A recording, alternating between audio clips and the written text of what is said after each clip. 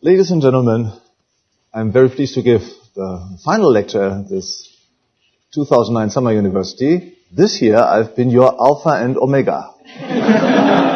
Starts with Hülsmann, it finishes with him. Well, probably worse things that can happen, but probably for most of you not the best thing either, but well, we'll see where it goes. So we spent here, before I get to my talk, one little announcement that I might forget otherwise. Please do not forget to fill out and turn in your evaluation forms. These are here. I just give them to you and you forward them to everybody else. And you hand them over to Pat Barnett. Please. So we spent 1 week of classes with a rigorous training in Austrian Economics. The particularity of this Mises Institute Summer University as compared to similar instructional conferences both in the US and in other countries of the world, is the systematic approach. Right? That's something that we pointed out at the beginning of the week to you and that you have experienced meanwhile, namely that we follow by and large the model of a praxeological treatise. So we start with the fundamentals first, and then we get to ever more concrete subjects. So you had 2 weeks of general classes, a short introduction to the basics, and then you could choose your electives. You had a crash course in Austrian Economics. And this is different from what you get at most other conferences. And I don't say that the quality of the lectures at these other conferences is worse, but in certain cases might be better. But what you don't get is the systematic, coherent approach. And as a consequence, it's much more eclectic. Right? So it's like if you join hands with little fellow bees and you're flying over the prairie and you're sniffing at each flower a little bit. That's something what you get in these other things. Whereas here you get the rigorous approach, you get really the brainwashing. So at least you come up clear after the week. Clean, right? Well, of course this is unfortunately so not a Soviet gulag. So you had lots of other influences during the week, and our point is not at all, well, to brainwash you, but to provide you with a coherent whole. So why did we make this effort? Why did you make this effort? And I think one point that is certainly, that needs to be said here is that we agree on the importance of ideas for changing the world. Ideas are, of course, important for each one of us individually, and you can live a life of ideas, just learning about ideas, thinking about ideas, about theories and so on, as some sort of consumption, a life of a consumer's life, because ideas are beautiful, or can be beautiful, so that's a way to approach them. But another way of seeing ideas is as a means to attain certain ends. One, the most important end that we pursue as far as members of society is to change the world for the better, change society for the better.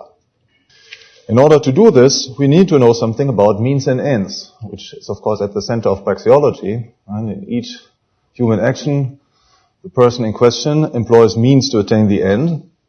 So he is always acting rational in the Misesian sense. By the way, this was an exam question, right? And some answered wrong. The correct definition of rationality, Misesian rationality, is to use means to attain ends, irrespective of whether these are the correct means to attain the end. So human beings are always rational. They're not only rational if they choose the right means to attain their ends. Right? We always have the structure of our mind that we are geared toward ends. We are using means. Sometimes we are dead wrong about the means that are fit to attain our ends, and that's what we need, why we need instruction, that's why we need education, that's why we need reflection and experiment. But science not only enlightens us about the relationships between means and ends, it also enlightens us about the possible ends that we can strive for, the ends that we should strive for. Not all ends are attainable to us. Some people, of course, making plans for the conquest of the Mars and other things, and that's not an impossible end, but other ends are impossible, making all mankind completely equal, cloning mankind, and so on. This is an impossible end. making all human beings virtuous is probably an impossible end. Making all human beings equally intelligent is an impossible end. Making the world fit for complete disappearance of crime, of bad behavior and so on is also an impossible end. That's not something that we can reasonably strive for, but that's something that we've got to learn. In order to change the world, in order to change society, well, we need especially to change politics. Ideas are not only important because they enlighten us about the means that are fit to attain our ends, but ideas are important because they do steer the actions of every one of us. So even if we adhere to wrong ideas, right, that's a point that has been stressed by social philosophers as from the 16th century, that ultimately all government and therefore all society, the operation of society is based on ideas. People consent to government in the sense that they do not oppose it, because they believe that this government is legitimate.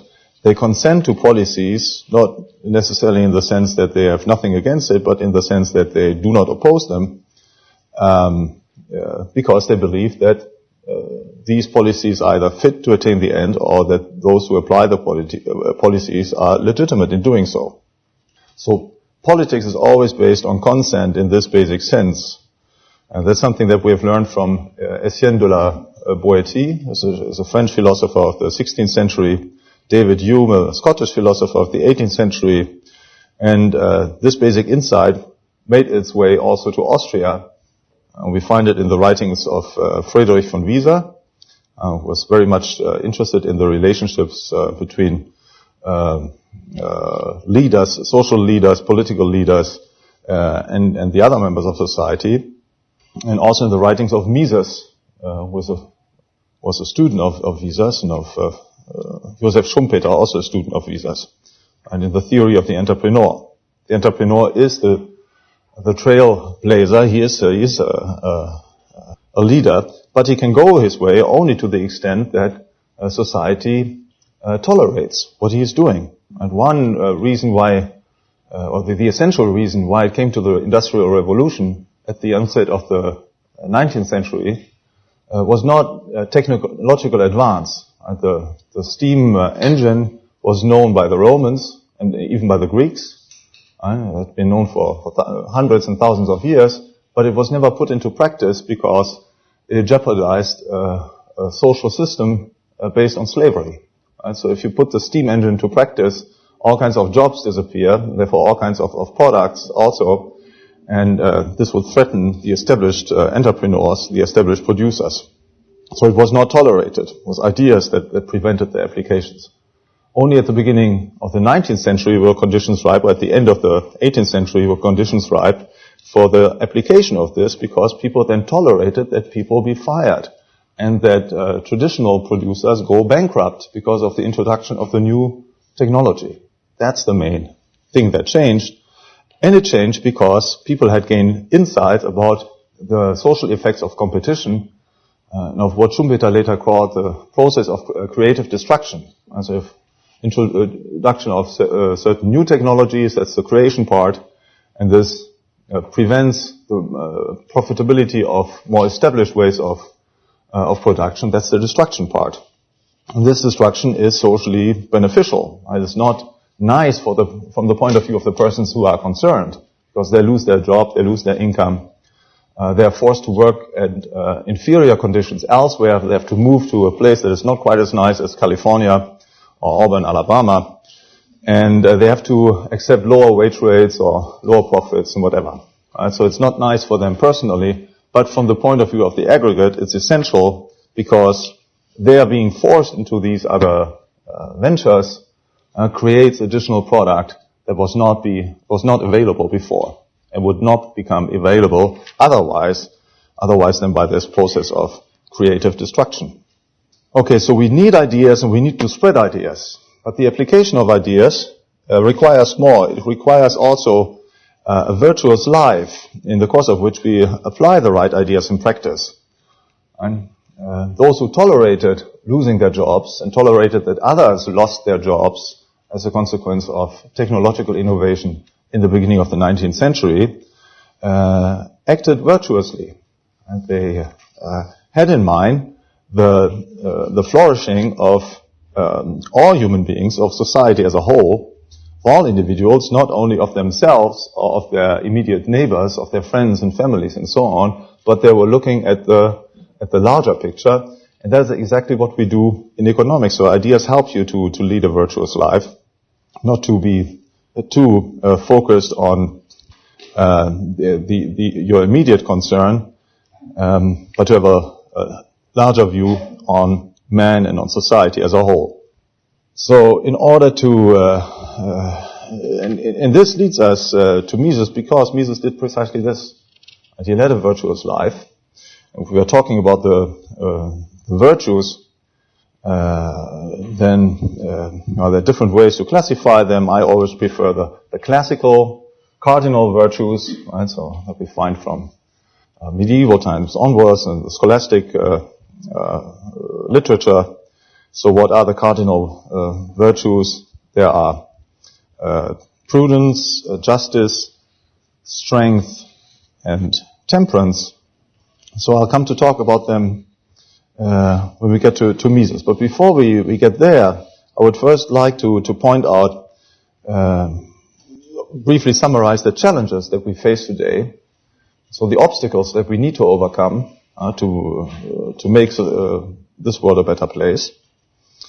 And also talk briefly about a dead end in confronting these challenges. And the dead end is to conceive of the problem that we face as a purely technological problem, or as a purely technical problem that wouldn't require any moral aspect, or wouldn't involve any moral aspect. So what are the challenges that we face? Well, first of all, that's from a political point of view, it's the most immediate one. We are living in an age of globalization. Globalization, this is, well, of course, that is well known, but globalization has two aspects. There's, on the one hand, economic globalization, and there is political globalization. Economic globalization consists in the integration of the world economy based on exchange and other forms of voluntary interaction.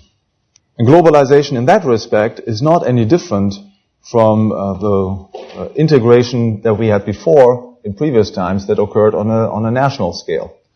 So now we have the division of labor on a global scale. Before we had a move from, let's say, a local or regional scale to a national scale. This occurred, roughly speaking, in the 18th and 19th century. And this was maybe also in the 17th century. This was a move before you had an economic structure of such a sort that companies were operating only on a regional level. There were very few international companies. So all the markets grew closer together. And the reason why they grew closer together is that people became ever richer.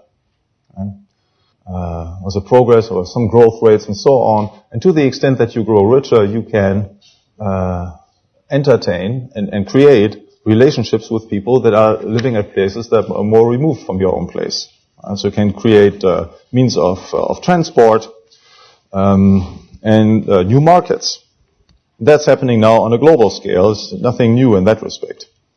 On the other hand, there's political integration, and in a way, also political integration is also nothing new, because we always had political integration also on the national level, and it usually follows political integration. And so as people come closer together, working with people that formerly belong to other political entities, then there is now a problem for the governments that are concerned, because they can no longer completely control the flow of people and of goods and services. Okay, so that's known as the problem of international economic relations. Okay, in former times, if local princes were taxing their subjects too heavily, they would emigrate to the next princedom and so on. Today we have the same thing. If the United States increases its tax rates too much, then people have an incentive to go to Liechtenstein and Switzerland and other nice places. And the response to this, the political response to this, is not different today than it had been in previous ages, namely that governments now try to get together. So they form either a cartel Or if they do not find voluntary cooperation from the side of the other governments, they strive simply to conquer them. Okay? Take the stick out, knock them on the head, and create a larger political entity. So political integration always follows economic integration. It's a political response to the problems of interventionism on a national level. Right? If you intervene too much, or you intervene at all, you create the phenomenon called evasion, increasing taxes so people are leaving your country. You're creating regulations so people are also leaving your place, or hiding the money, going in the black market, and so on. And if they can go elsewhere, well, you have a problem. As long as they are forced to remain on your own territory, you can control them. If they can go elsewhere, you have a problem. So you have a problem of international economic and political relations. And the policy response to this is then cooperation, cartelization, or, if necessary, war and conquest. So from the Austrian point of view, of course, economic integration is the integration of civilized people, or more precisely, it's the integration of human beings to the extent that they are civilized people, and to the extent that they interact on the basis of exchange and so on. Whereas political integration is the integration of barbarians and savages. And again, more precisely, to the extent that human beings are barbarians and savages. And because you have members of a government and so on who do not behave consistently as savages, but to some extent. To this extent, they are pursuing political action. So that's one challenge that we face. So we need to find answers to this. And Austrians do have answers to the problems raised by globalization. And the most important element of this is already to distinguish between these two forms of globalization, political globalization and economic globalization, and to see that the problems that we here confront as a rule result from government interventionism. Next we have the present mayhem on the financial markets that is now spreading out to the economy. It's another big challenge. And so these problems started in July of 2007, now 2 years further on. And happily, things have turned out in a rather positive way. So the challenge has been successfully met because, as we all know, Austrian ideas have obtained much more of a hearing, especially in the past 12 months, than they had ever before. So this is a successful challenge, and it is very instructive to see the reasons for this success. The reasons are that Austrians did have a coherent answer. They didn't have to make up their answers ad hoc as a new creation of some idea, but it was a coherent theoretical system that they could offer to explain what was going on the market. And there were institutions of learning already in place, such as the Mises Institute and other similar institutions, which spread the Austrian message. So we have been very successful so far. We still need to be even more successful in the next future, because governments, of course, will continue their way of solving the problems, that is by increased interventionism, which is likely to entail ever more problems, as we know here in this room, but as not enough people know outside of this room. So that's the challenge that we face, is essentially to get the message out. A third challenge that we face is the collapse, respectively the transformation of higher education. Many of you are not yet experienced enough to see the problem because you have spent a few years in school and a few years in college, so you don't see necessarily the evolution that college and school has taken over the course of the past 25 years, which is my experience span, or the past 50 years, as is the experience span of some of us that are in this room. But what we clearly see is the decadence and the decline of the traditional institutions of higher learning, which is due essentially to the fact that they are run by governments and therefore not only pursue the objective of learning, but mix this objective with various other objectives, such as enlightening people about the glories of the government and glories of interventionism. getting more people, as much people as possible into these institutions, creating diploma mills, etc. So this is taking place, and the market is already reacting to this as a response to this decline. New institutions are springing in, and one of these new institutions is, for example, the Mises Institute. And you have privately run institutions that step in the gaps left open by the decline of the traditional institutions. And we are right now in the middle, or probably only at the beginning of this process, which is very similar to the process of currency substitution, when you have one currency in very strong inflation or even in hyperinflation, and people are starting to use other currencies just to protect themselves. So, in a similar manner, as far as education is concerned, with the traditional institutions in decline, people are starting to homeschool their children. That's been going on for quite a while now, but it's accelerating. And there are institutions such as the Mises Institute that are springing up and providing not yet diplomas, right, because we are handicapped by regulations, particularly the accreditation system. But at least you can get something like an education that you would not necessarily get at other places, which is already something. And the last challenge there are more, but one that I should like to mention at least is the destruction of the family through the welfare state, which of course has implications both for education and also for the functioning of the economy. The family is under attack from the welfare state because it's the traditional, let's say, from an economic point of view, the family is a producer of human beings, right? A producer not of meat, which would be different, right? It would be just churn out babies and so on, just let them and then feed them or whatever. This is not the production of a person. Right? That's probably the most adequate way to define the family. It's a producing unit of persons, not just men, human beings, but persons, people who are adjusted to the world, who are intellectually adjusted to the world, but also morally adjusted to live their lives in the world and to live with other people. And the way the family has produced persons traditionally is by stressing, let's say, traditional moral precepts. And that's the only way, by the way, you can run a family. Just to mention a few things. You cannot run a family on the basis that all members of the family are somehow equal.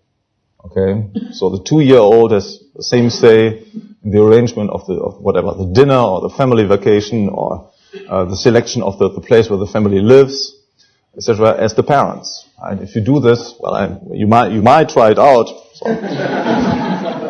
but you will very quickly come to the conclusion that that's not a good idea. Right? So there's always this hierarchical element there.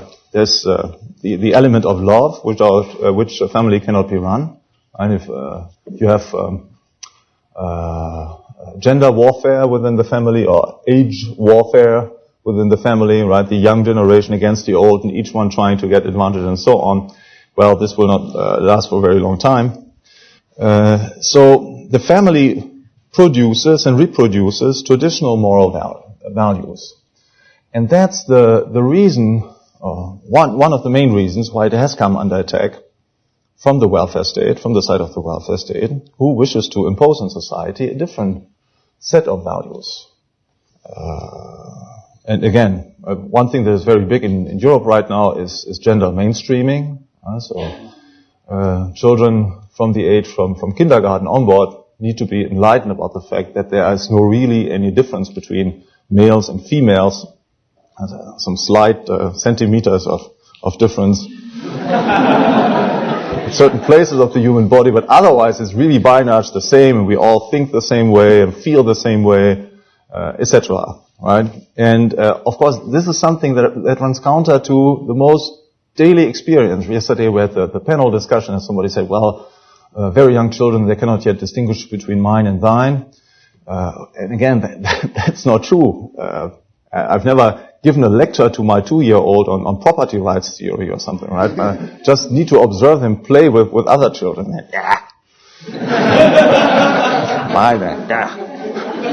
Keep him out and whatever, right? So this is the most primitive, most basic properties, some of the most basic and primitive elements of human existence. It springs into place spontaneously. And very young children learn spontaneously, well, that girls are somehow different. Once they get to the age of 6 or 8 or something, they just hate one another. Or they hate is maybe exaggerated, but they don't want to have anything to do, or they're just crazy, or these completely different beings over there. And then once they get 12, 13, 14, then things start being interesting again. You need to control this. But things start being interesting again precisely because they realize they're not the same, right? So all this comes under frontal attack just because it doesn't fit the ideological preconceptions of our enlightened rulers, or those who want to be our enlightened rulers. And for some of them, they don't have even a very strong personal stake in this. For some of them, it's just a means of gaining more power. Right? There are people who are running the administrations charged with enforcing gender mainstreaming, and they don't have a personal strong stake in this, but it's just, okay, we will do this, we get new staff, right, so new people to be hired, with higher salaries, a promotion of the bureaucratic ladder, and so on. That's why they do it. So these are main challenges, and of course, ultimately we can confront these challenges only with the help of ideas and enlightening people, but also by living a virtuous life, but acting as models. A purely technical or technological conception of these problems is inappropriate. So that's my next point. Technology is not a solution to these challenges. I'll give you one or two examples. In our day, many people, in particular many libertarians, believe that the internet has given us a means to save the world through a purely technological approach. We don't need to convince anybody. We just need to have the internet that permits us to circumvent the government, evade taxes, create new monies, create new communities, and so on. And we would be in this way could evade government interventionism. Now, clearly this is not true, right? The internet was not the solution as a matter of fact, and it's not difficult to see why this is so. As I said this morning in my lecture, that the basic problem that you have, for example, in the case of currency production, if you want to produce a new money, purely electronic money, the basic problem that you have is that you need to have a server somewhere, okay? And if your server necessarily stands on some territory controlled by some government, so forget about the idea that you can just, by purely in the ether existence, you can avoid government interventionism. That's just not possible.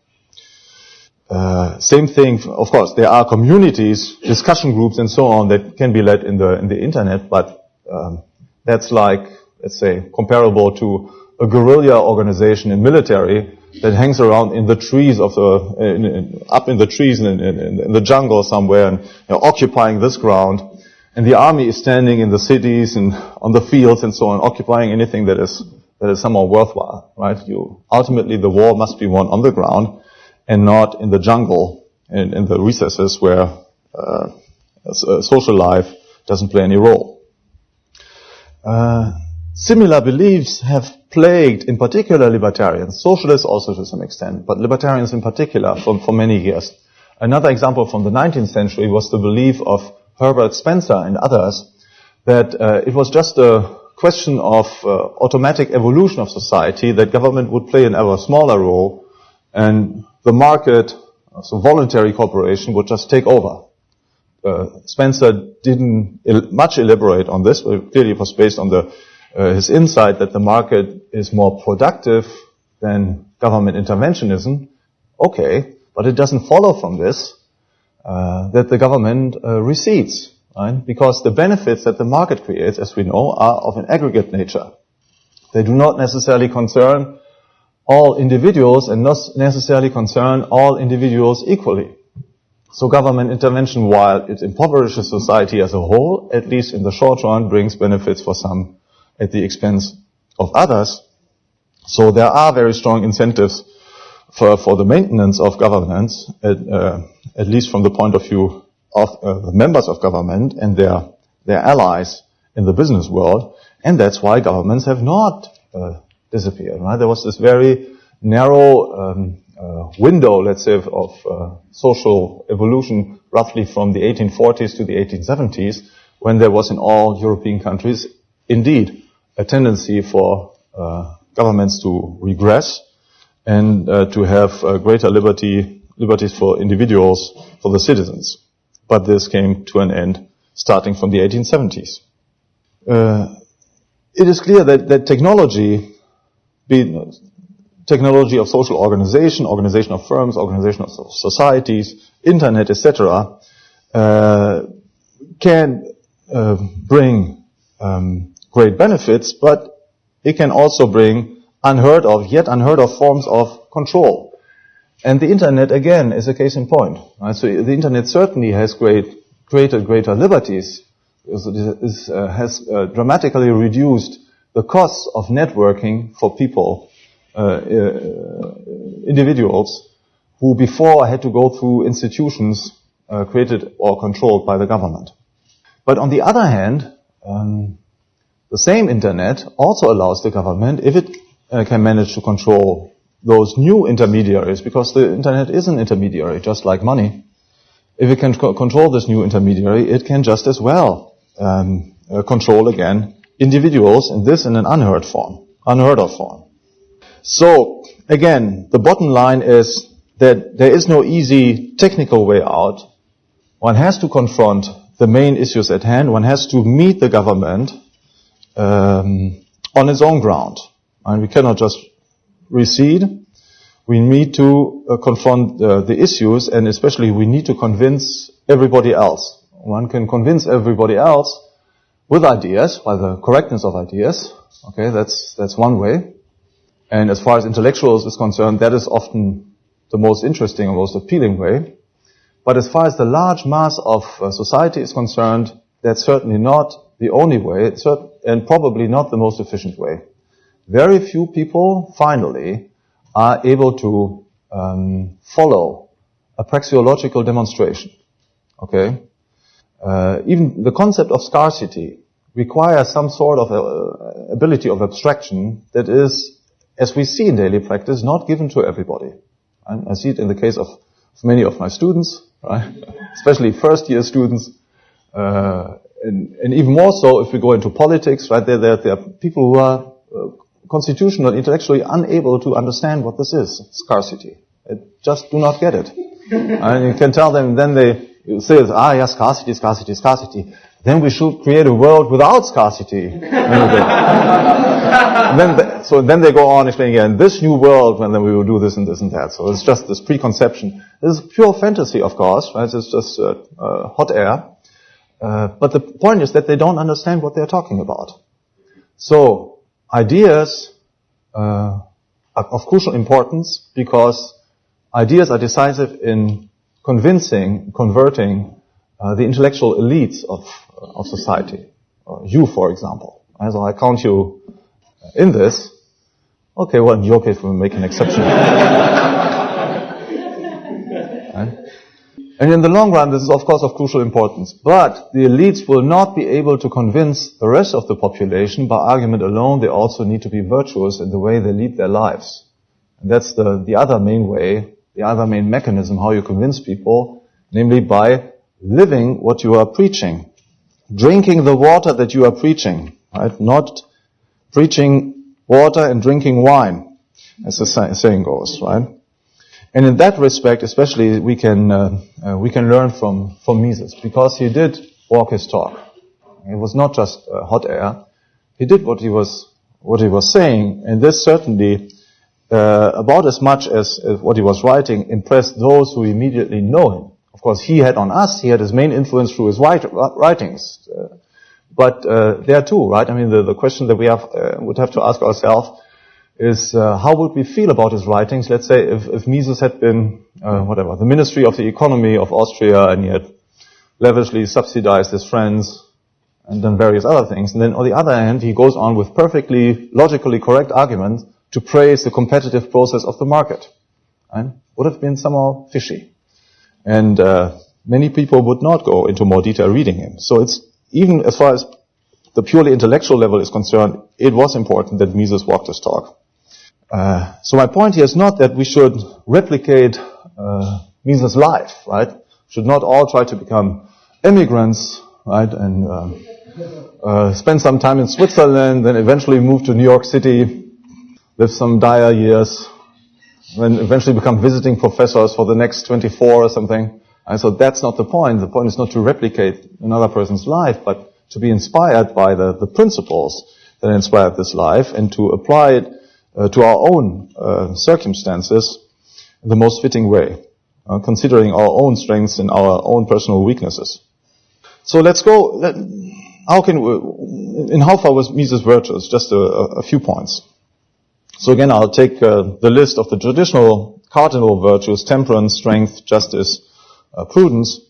Temperance is the virtue of a well-ordered life, which concerns the individual level, but also can be applied on a more macro level as far as society is concerned. On a micro level, it concerns the harmonious ordering of your different strands of activities, where there's such basic things, banal things like getting enough sleep, right? You cannot live a virtuous life if you're just neglecting the fact that you have a body that needs to be fed, needs to get rest, and so on. So you need to do these things. Some of you have neglected this during this week. It concerns the balancing of one's vocation and one's profession. Right? We had a very good talk here during this week by Gary North on the subject. And there is a vocation. In the ideal case, you can turn your vocation into a profession. But this is, to be honest, very, very exceptional. I don't know of a single person right now, of my personal acquaintance, who does it. So you always have this trade-off. And if there is a trade-off to be made, immediately the virtue of temperance comes into play. How much do you pursue your vocation? How much do you pursue your profession? There is a balance to be made. This balance needs to be made for each person differently, but it is a balance to be made. We cannot just pursue the one at the neglect of everything else. We need to balance vocation and both vocation and balance with family life, with interaction with friends and so on. If we specialize in praxeology and economics, we need to balance our interests. And you cannot become a good economist, as Mises said, if you study only wheat prices in 19th century England. Okay, that will not make you into a good economist. So you need to gain knowledge, and even in-depth knowledge about economics as a whole, all the while specializing in one area in particular where you will gain your reputation and as a scholar. So again, this is a matter of temperance, and again, this balance to be struck. And Mises did this. And he had he made his choices, and as we know well, for example, he renounced for many years to family life. He didn't marry, professional life, and so it was his vocation and his profession, and by and large that was it. But even Mises eventually got married, and it is very significant that he did. A few human beings are actually made to be monks or nuns. Okay, some are, and even monks and nuns, they live together. Very few of them are hermites, living in the various holes or mountains or treetops or wherever. Right, so there is this balance to be made too, and of course all of this requires time to be invested. Mises certainly excelled as far as the virtue of strength is concerned. Right? The virtue of strength gets us over all kinds of difficulties in life. It's the premier virtue of entrepreneurs. Entrepreneurs have to face all kinds of adversities. There's resistance, employees complaining, change things, competitors are complaining, so they are starting to get the government against you and so on. You are acting especially always against the uncertainty of the market. You don't know how much your damn customers will buy in the future. And nevertheless, you have to make your decisions right now to prepare for these future contingencies and so on. So all these are adversities that you need strength to overcome, strength and good judgment. And Mises certainly had this to an extraordinary extent. By the way, he was born on September 29th. It's the feast day of Saint Michael the Archangel, the patron of strength. So it might have something to do with this. Mises overcame this resistance not only at a professional level as far as the Chamber of Commerce is concerned. He survived 2 wars. The first one with several months of on the front, as I mentioned last Sunday. He had many enemies throughout his professional career in Austria. Then his German enemies almost caught him when he fled from Switzerland to the United States. In the US, he first had to operate under very miserable material conditions, and which was all the harder for him because he was used to convenient circumstances, material circumstances. So he overcame all of this, and he never let go. He never let loose the pursuit of his main objective, which was the development of economic science and combating the champions of interventionism. However miserable he was personally, never let go. The prudence, the virtue of justice is very strongly related to temperance, something to do with balance. Justice you give to everybody, to other people, what is their due, and this giving to other people, of course, concerns not violating property rights. And so libertarians certainly stress the virtue of justice, and Mises did also stress precisely this point. He was the foremost champion of property rights, so he was a champion of justice. The most central element of justice. But he also excelled in virtue as far as his moral obligation to other people were concerned. Now I know that there are many libertarians who think there's no such thing as a moral obligation, no such thing as a moral debt. That's another issue. So I would just tell you what he did, and you can classify this as a moral virtue or not. What he did was to help out people who were somehow close to him when they had difficulties, especially material difficulties. So you got lots of people whom he knew from friends or family and so on. He got them a job, spent money or donated money to various charitable organizations and so on. He did all of this. I wouldn't say as compared to his strength, he was probably not extraordinary here, but he still had this virtue. He would not have had as much impact on other people without having had this virtue. But of course, Mises, apart from his strength, most excelled as far as the justice of prudence is concerned. So this is what we need to focus on most. Prudence is the virtue of knowing things in their context. Okay, prudence. The word prudence, both in the English language and other languages, is sometimes today used in the sense of taking care of. Be careful, don't overdo it, don't say a nasty word, or don't act too audaciously pursuing this and that project. So be prudent. He's a prudent driver, and so on.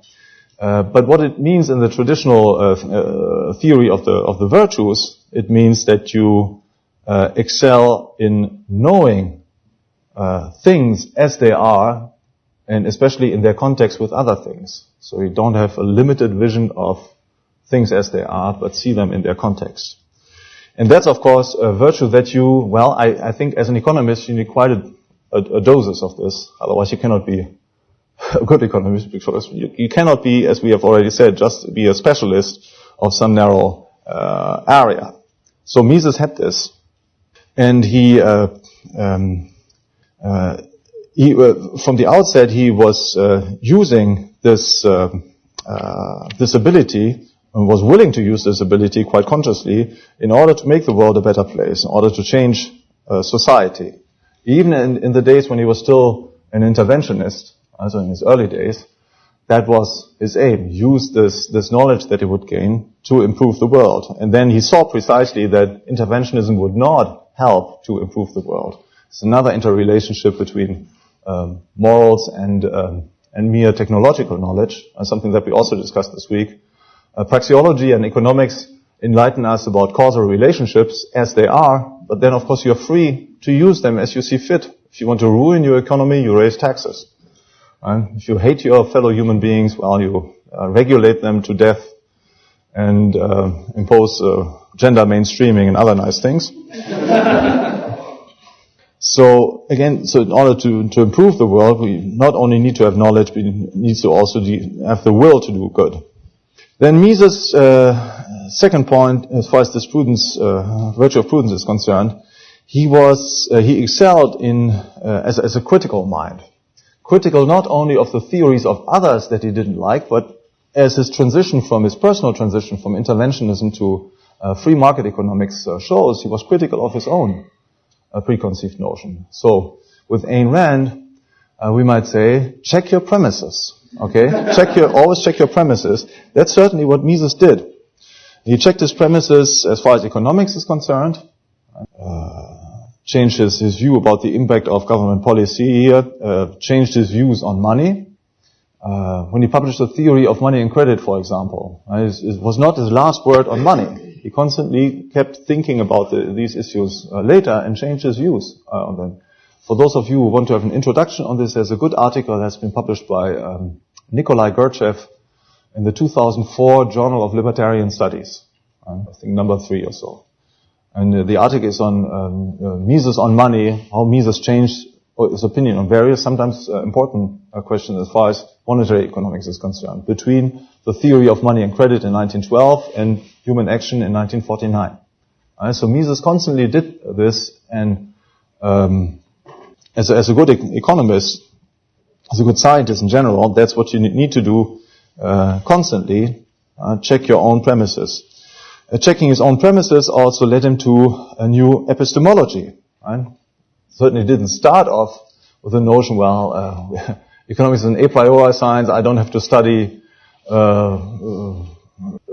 things empirically, don't have to conduct field studies and so on. It was precisely the other way around. He studied as a field study officer for the Chamber of Commerce. Right? So he went to the different industries, collected the data and so on, writing reports, not stressing that much economic arguments, but essentially all this statistical material. Right? So, his entire upbringing would have qualified him for becoming a thorough and adamant empiricist. And he checked his premises. And he saw, what is my argument ultimately based on? Is it based on something that I do observe, or is it based on something that I only know about through reflection? And he came to the latter conclusion. So he said it. And he didn't say it just because it was original, because it made him stand out. He was not the first one to make such a claim, but he made this claim after a thorough premise check of the things that he knew something about. Mises also checked his premises as far as the organization and transmission of science is concerned. So he was raised in one of the great universities of continental Europe. The University of Vienna was one of the top places of learning. And Mises later in his life saw that the universities were actually doing more harm than good, because they were infected with a virus of statism, which has affected first, the politically sensible disciplines such as law, but then also economics, and then was spreading out over to other fields. In our day, this is even much clearer than in Mises' day, right? Because we have disciplines such as climatology and earth research and life science and similar things that are strongly infected with a political agenda, right? So, because they deliver pretext for government interventionism. Another field that is relatively new is business ethics. Right? Business ethics is an entire discipline that is based on the premise that there's something deeply morally wrong with business. So you need to repair business. The only question is how you do this. So, and of course, this ultimately results from the fact that higher learning is not a competitive industry. It is a monopolized, cartelized statist industry. So the premise is built into the very organizational principle of this industry.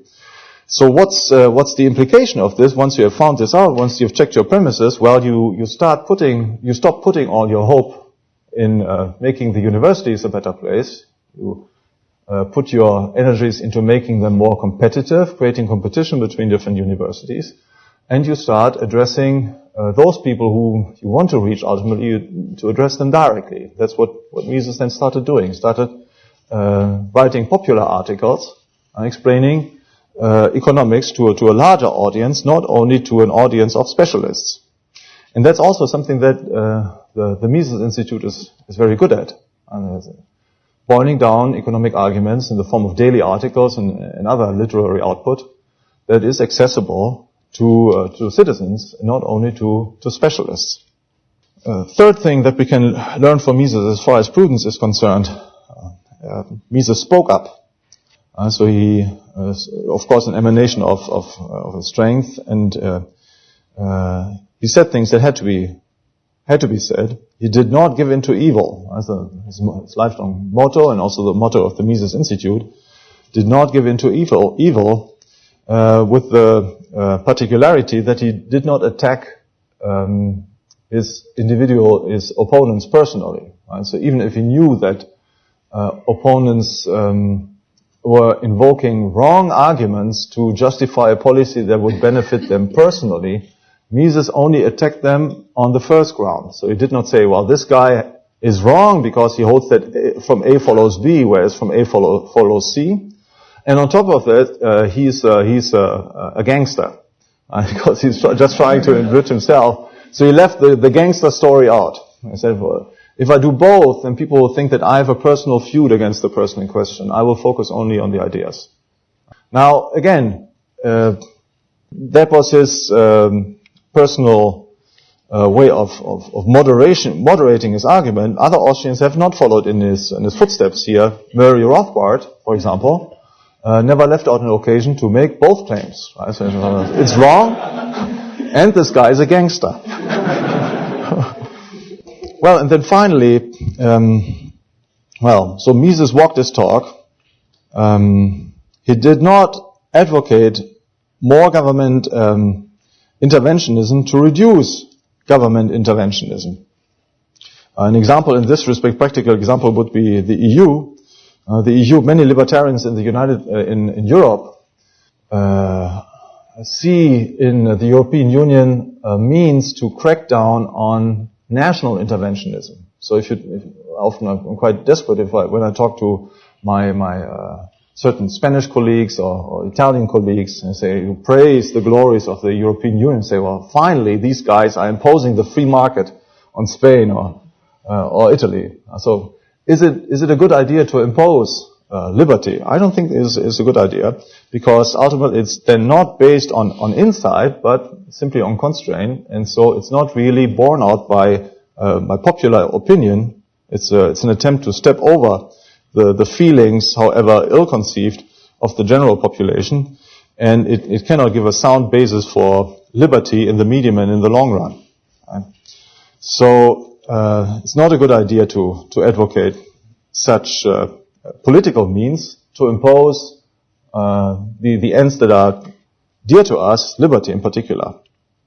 Mises once said, and we have it on one of the T-shirts that the Mises Institute sells, who is not willing to serve his fellow citizens wants to rule them. Right? I think it's on sale. It's another advertisement. But that's precisely his point, right? He did not try to rule his fellow citizens. He tried to serve them by his vocation. He knew that he wouldn't get any money out of this. His vocation to enlighten the citizens about the fact that it was not necessary, or these interventions were not effective in serving them, but did in fact harm them. Mises finally proudly pursued his vocation outside of the profession of economists, the professional economist. He became a public intellectual. And that's also a career path that certainly some Austrian economists today pursue. For example, Bob Murphy, he's not a university professor. He has been a university professor for some years. This is not his cup of tea. So he's pursuing another career path that is more close. So he has a profession which does not prevent him from pursuing his vocation, which is exactly also what Mises did for many years in his life. Right? So when he was active in the Chamber of Commerce at his profession, he was also teaching a course at the university, but especially was pursuing his vocation. So this is something that all of us, whatever our career paths are, can do. Right? It's then a question of moderation, of balancing these different interests that we have. But it is possible, certainly, for everybody to some extent. Last week, I've been hosted by an old friend of mine in Tennessee, and he's an avid reader of Mises, the Mises daily articles and so on. And his expertise is something completely different. It's in fisheries. Okay, and he sees how the government is screwing up things as far as fisheries is concerned. Say, look. I mean, if you love Austrian economics, you love libertarianism, start writing articles about your field of knowledge, where you are an expert, and you start writing articles for the Mises Daily series. And say, yeah, that's a great idea. I never thought about it because he was too shy or something, right? But so my point is that he can, because he has gained some knowledge of Austrian economics, an avid reader, right? Hazlitt and Mises and Rothbard, and he can combine this, can apply this to facts that he has direct personal experience of. Well, he can pursue can be a vocational libertarian, a vocational Austrian economist. So in that sense, I hope that you will retain this from the week that we have spent together, that it's possible to combine the best of the two worlds, that this requires acquaintance with the things that you are talking about. And it's good to know something about economics. It's also good to know something about concrete things that you only have gained experience about through professional activity and so on. And I certainly hope that all of you, in one way or another, will be at least somewhat a vocational Austrian economist. Thank you.